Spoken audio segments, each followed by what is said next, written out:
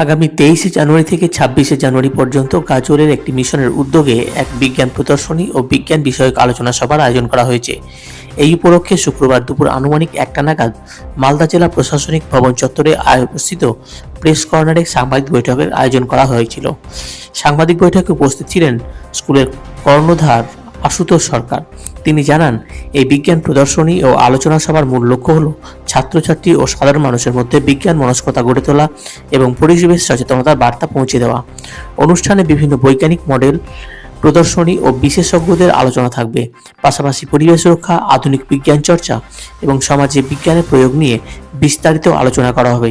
এই আয়োজনকে সফল করতে সকলের সহযোগিতা ও উপস্থিতির আহ্বান জানানো হয়েছে মিশনের তরফে।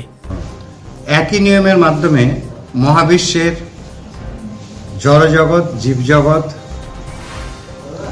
হিউম্যান সায়েন্স অফ মাইন্ড, স্মৃতি, বংশগতি এবং অন্যান্য যে সকল বিষয় আমাদের জানার রয়েছে, ম্যাথমেটিক্স, এভরিথিং একটা নিয়মে সহজ সরলভাবে জানা যাবে।